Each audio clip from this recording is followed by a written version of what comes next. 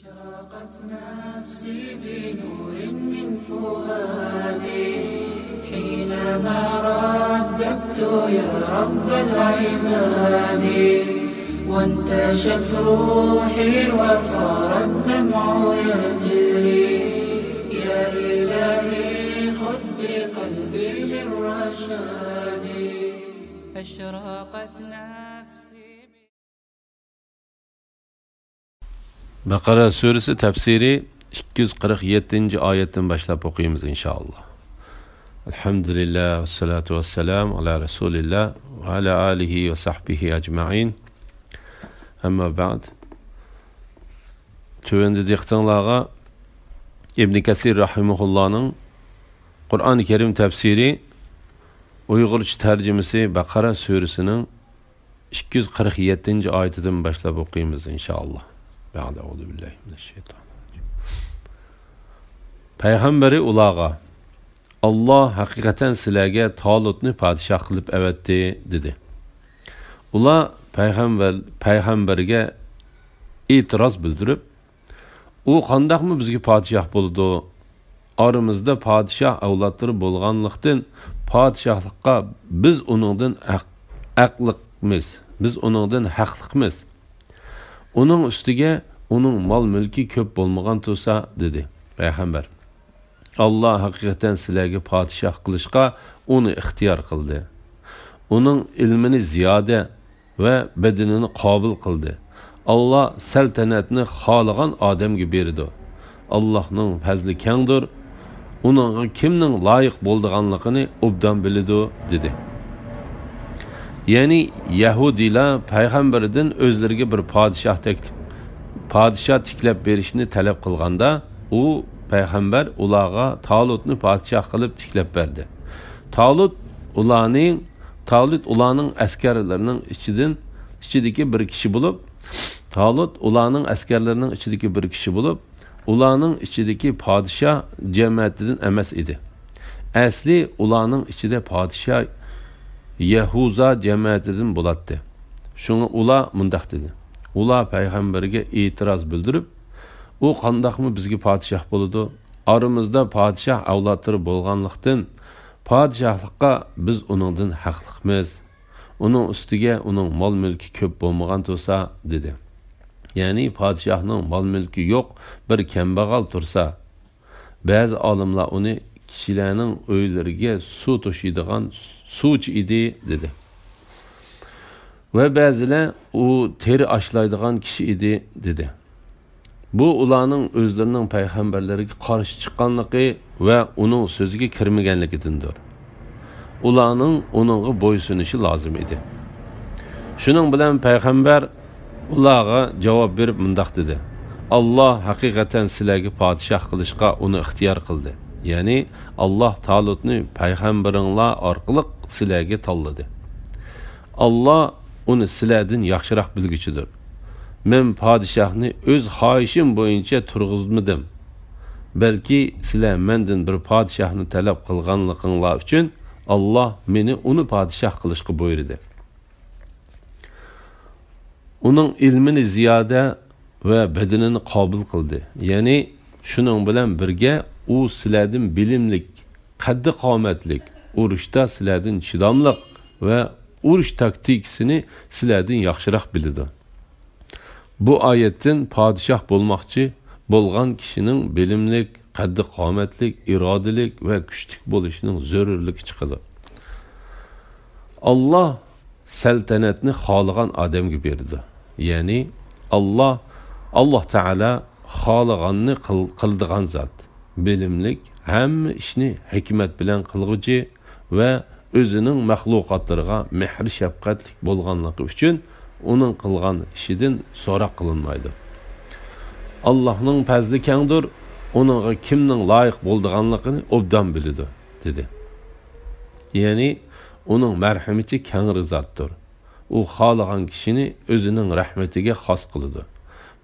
Padişahlıqqa loyiq kişini ve loyiq emas kişini biladi. Ulağa peygamberi aytdi ki, onun padişahlıqning alameti şu ki, sizlarga bir sandık keldi. Onun da Rabbinglar sizlarni taskin topqizadigan narsa va Musaning, Harunning tavalari qoldirib ketgan narsalar, ya'ni Musaning assi, kiyimi va Tavrat yozilgan ba'zi taxtalar qochilangan bo'ladi. Uni farishtalar ko'tarib keladi.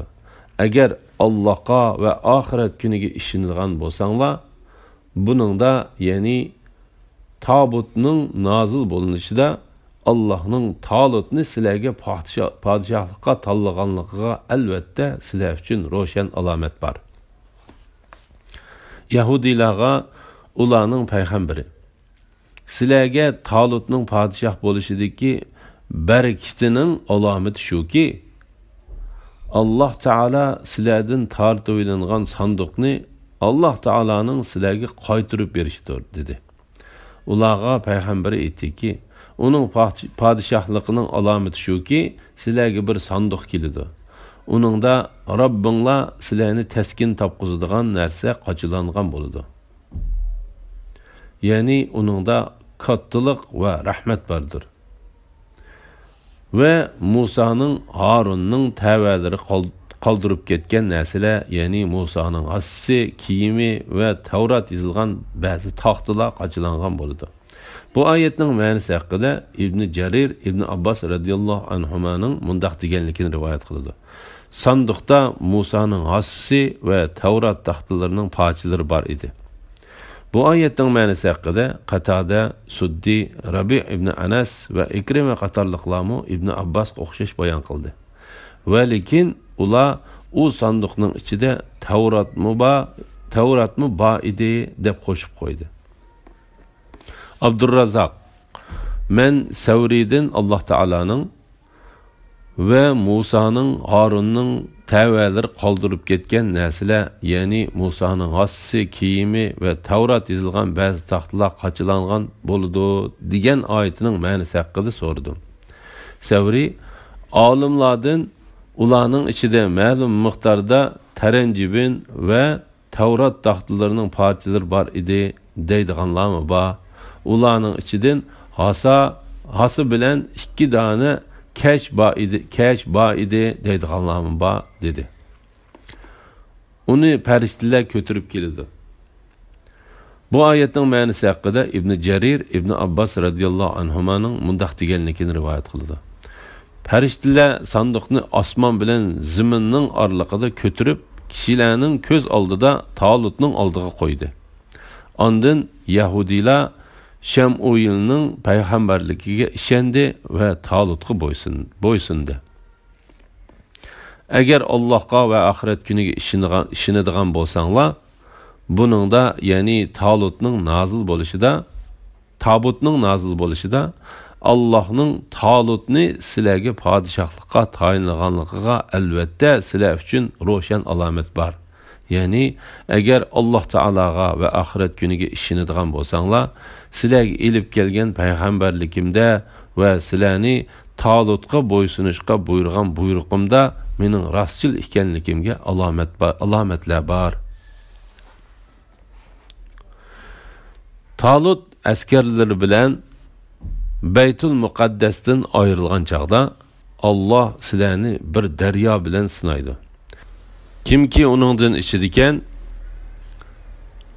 o bana tava emas. Kimki derya suyunu tetimaydiken, o hakikaten bana tavadır. Onundan ussuzluqni bir az biz üçün içken adam, buyruqqa xilaflik qilgan bo'lmaydi dedi. Ularning ichidagi ozg'ini kishidan boshqa hammasi onundan içdi. Talut ve onunla iman etgan kişiler deryadan ötken çağda düşmanның köplikini görüp korkunuşqa düşüp ularning bir qismi bugün biz Jalut ve onun askerleri bilen urushishga taqat keltirolmaymiz dedi. Talutning təvələrdən Allahqa muloqot bo'lishga e'tiqod qildiganlar Allah'ның irodasi bilen az cemaat ko'p cemaat üstüden g'alaba qiladi dedi. Allah chidamliq ko'rsatkichilar bilan bildidir. Allah chidamliq ko'rsatkichilar bilan bildidir. Allah Teala bu ayette İsrail avladının padişahı Talut özünün askerleri bilen çıqqanlıqını, askerlerinin içinden onunğa boysunğan kişilerden haber verdi. Onun askerleri şu günlerde Suddi'nin bergen malumatıga asasen Talut şu günlerdeki askerlerinin sani 80 bin kişi idi. Talut ulağı mındaq dedi. Allah sizlarni bir daryo bilan sinaydi. İbn Abbas ve başkalar mındaq deydi. O daryo Iordaniya bilan Falastinning orliqidagi daryodir. Kimki onundan içidiken o manga tava emas. Yani bu yolda manga bugün hemrah bolmusun. Kimki daryo suyunu tetimaydiken o hakikaten manga tavadır. Onundan ussuzluqni bir az besish uchun ichgan odam buyruq xiloflik qilgan bo'lmaydi dedi. Yani onunğa hech qanday gunoh yo'q. Ularning ichidagi ozg'ina kishidan boshqa hammasi onundan ishdi. Bu oyatning ma'nosi haqida Ibn Jurayj Ibn Abbas radhiyallohu anhumaning mundaq deganligini rivoyat qiladi. Eg'zini namlash uchun daryoning suyidan qo'li bilan azroq olganlar ussuzlikqa qondi. Suvi eg'zini cho'kirib ichganlar ussuzlikqa qonmadi. Ibn Jarir Baro ibn Azibning mundaq deganligini rivoyat qiladi. Biz mundaq deyishdik. Muhammad alayhissalomning sahobalari Badr urushi bo'lgan kunda 310 necha odam edi. Talut bilan daryodan o'tganlarning sonimi shuningga o'xshash ekan. Uning bilan daryodan mu'minlar o'tibdi ekan. Talut ve onunğa iman etgan kişiler daryodan o'tgan chaqda düşmanning ko'pligini ko'rib qo'rqinishga tushib, ularning bir qismi bugun biz Jalut ve onun askerleri bilen urushga taqat keltirolmaymiz dedi. Yani Talut bilen daryodan o'tganlar düşmanning sonining ko'pligini ko'rib, ular bilen so'qishga o'zlarining sonini az ko'rdi. Ondan Allah Taala'nın va'disining haqliqini, yordam Allah tarafidan keladiganligi, hergizmi sonning ko'pligi va urushga ishlatadigan qurollarining xilligi bilan bo'lmaydiganligini biladigan olimlar ularni dushmanga qarshi jangga otlanishga rag'batlantirdi. Şuna ular mundaq deydi. Allah'ның iradesi bilen az jamoa ko'p jamoa ustidan g'alaba qiladi dedi. Allah chidamliq ko'rsatkichlar bilan bildidir.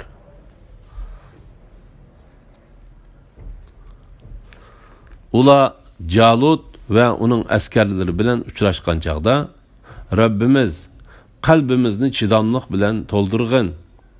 Qadamlarimizni urush maydonida sabotlik qilg'in.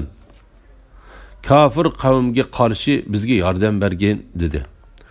Mu'minlar Allah'ның iradesi bilen kafirlarni mağlup kıldı. Davud Jalutni öldürdü. Allah Davud'a saltanatni, hikmetni, yani peygamberlikni verdi. Onunğa xalagan narsalarni, yani faydalı ilimlarni bildirdi. Allah insanların bazısı bilen mudafiye kılıp durmasa, yani küçlük tacavuzçıga onundan mı küçlük bolgan birisini apiride kılmasa idi, yeryüzü elbette pasatka aylınattı. Yani haraplıkka yüzülünetti. Lekin Allah yamallıkni üstünlükki egi kılmaslık bilen bütün cahan ehlige merhamet kılgıcıdır. Bu Allah'ın ayetleridir ki onu biz sana doğru revişte okup verimiz. Ey Muhammed sallallahu aleyhi ve sellem. Sen elbette Allah'ın davetini yetkiziş için evetilgen peygamberlerinin birisin. Talut'un azgına imanı güçlük adamları özlerinin düşmanları boğan Jalut'un köp adamları bilen yüz uçraşkanda mındaq dedi. Rabbimiz qalbimizni chidamlik bilan to'ldirgan. Ya'ni sening tarafingdan bizga sabr qilishni tushursang, qadamlarimizni urush maydonida sabot qilgan. Ya'ni dushmanlar bilan uchrashganda sen bizni qichishdan va ojiz kelib qilishimizdan yiroq qilsang, kafir qavmga qarshi bizga yordam bergin dedi. Mu'minlar Allohning irodasi bilan kafirlarni mag'lub qildi. Ular Alloh taolaning ularga yordam ato qilishi bilan dushmanlarining ustidan g'alaba qildi. Davud Jalutni o'ldirdi. Ya'ni İsrailliklarning qissalarida Davud Jalutni qo'lidagi salg'i bilan tosh etib o'ldirdi deyishidi.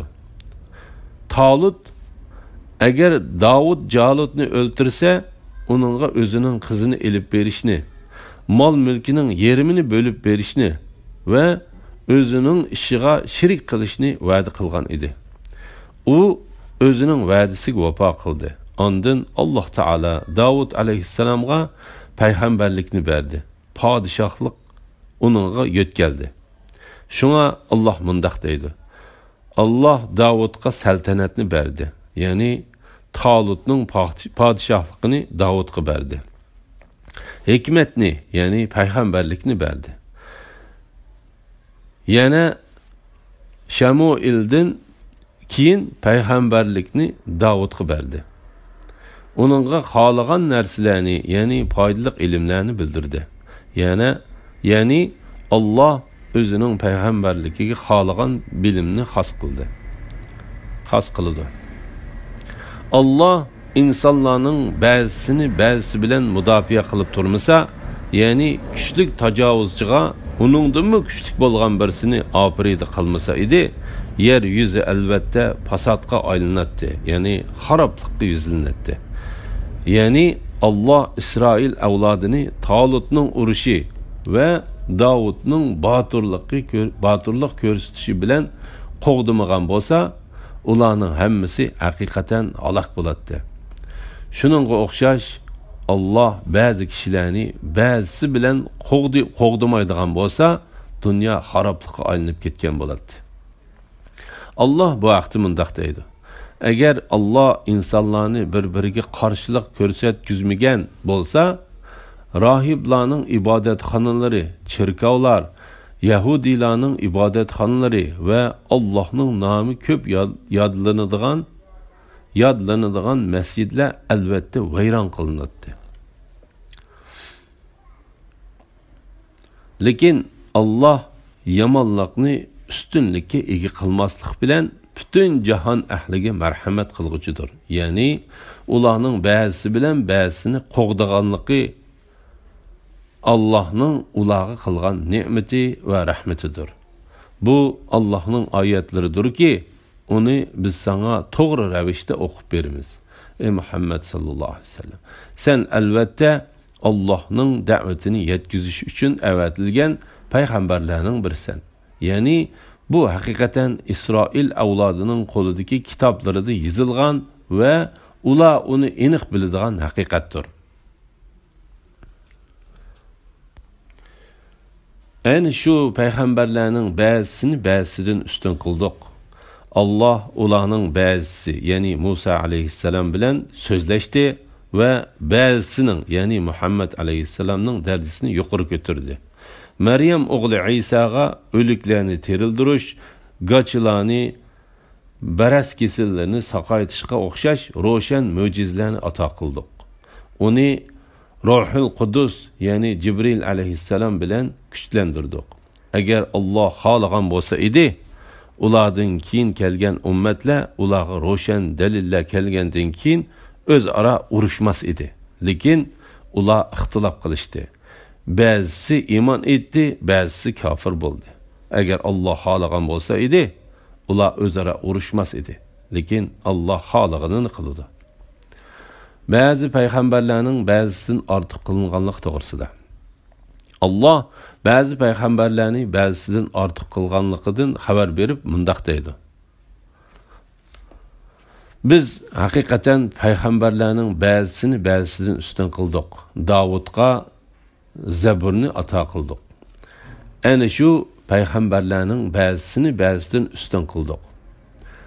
Ularning ba'zisi, ya'ni Musa alayhissalom bilan Musa alayhissalom bilan so'zlashdi. Ya'ni bular Musa alayhissalom bilan Muhammad alayhissalomdir. Shuningdek, hadisda rivoyat qilinganiga asosan Odam alayhissalomdir. Va ba'zisining, ya'ni Muhammad alayhissalomning darajasini yuqori ko'tardi. Muhammad alayhissalomni Alloh taolaning dargohida payg'ambarlarning darajalarining o'xshamaydiganligini ko'rganligi, Alloh taolaning o'z qudrati bilan payg'ambar alayhissalomning Makkadan Falastindagi Masjid-i Aqsoga ilib kelganligi to'g'risida voqelik bayon qilingan hadisda rivoyat qilinib keldi. İmam Buxoriy va Muslim Abu Hurayra radhiyallohu anhuning mundaq deganligini rivoyat qildi. Musulmonlardan bir kishi bir Yahudi bilan tillashib qoldi. Yahudi qasam ichib, "Yo'q, Musoni olamlarga tanlagan zot bilan qasam qilaman" dedi. Ondan musulmon Yahudining yuziga bir kaçat silib, "Ey nijis, Musa alayhissalomni Muhammad alayhissalomdan ustun ko'ramsan?" dedi. Shuning bilan Yahudi musulmonning ustidan shikoyat qilib, payg'ambar alayhissalomning yoniga keldi. Ondan payg'ambar alayhissalom mundaq dedi: "Sizlar meni boshqa payg'ambarlardan ortiq bilmanglar. Kishilar qiyomat kuni hushsizlanib ketadi. Ondan men birinchi bo'lib hushimga kelgan kishi bo'laman. Men Musoni arshning putini ching tutib olgan holatni ko'raman. U mendan burun hushiga keldimi yoki u turtig'ida hushidan ketganligiga mukofot berilib, bu qitim hushidan ketmadimi bilmadim. Meni boshqa payg'ambarlardan ortiq bilmanglar." Yana bir rivoyatda mundaq degan: "Sizlar payg'ambarlarning birini biridan ortiq ko'rmanglar. Agar yuqoridagi oyat va hadislarni qandoq birlashtirib tushunamiz degan savol kelib qolsa, uning javobi tovandikicha. Bu yerda bir odam bilan ochiqlashib qolganda payg'ambar alayhissalomni boshqa payg'ambarlardan ortiq deb bilishdan to'sish kerakdir. Payg'ambarlarning o'zaro farqlantirilishi bizning ishimiz emas, balki u Allohning ishidir. Biz o hukmga bo'ysunishimiz va ishonishimiz lozimdir. Maryam o'g'li Isoga o'liklarni terildirish, gachilarni, baras kesilini saqaytishga o'xshash ro'shan mo'jizalarni ato qildik. Ya'ni Iso alayhissalomning Allohning bandisi va ularga avatilgan payg'ambar ekanligi, İsrail avlodiga elib kelgan shariatning rost ekanligini isbotlaydigan keskin dalil paketlarni Isoga berdik.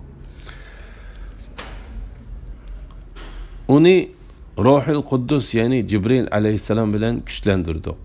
Ya'ni Alloh uni Jibril alayhissalom bilan kuchlantirdi. Ondan mundaq dedi: "Agar Alloh xohlagan bo'lsa edi, ulardan keyin kelgan ummatlar ularga ro'shan dalillar kelgandan keyin o'zaro urushmas edi. Lekin ular ixtilof qilishdi. Ba'zisi iymon etdi, ba'zisi kofir bo'ldi. Agar Alloh xohlagan bo'lsa edi, ular o'zaro urushmas edi." Ya'ni bu ishlarning hammasi Allohning puti yetishi bilan bo'lgandir. Shunga Alloh mundaq deydi: "Lekin Alloh xohlaganini qiladi." Alhamdulillah. Alloh shukrlar bo'lsin. Yuqorida Baqara surasi tafsirining 253-oyatigacha anladinglar. Oxirini keyingi qitimda o'qishimizda davomlashtiramiz inshaalloh. Assalomu alaykum va rahmatullohi va barakatuh.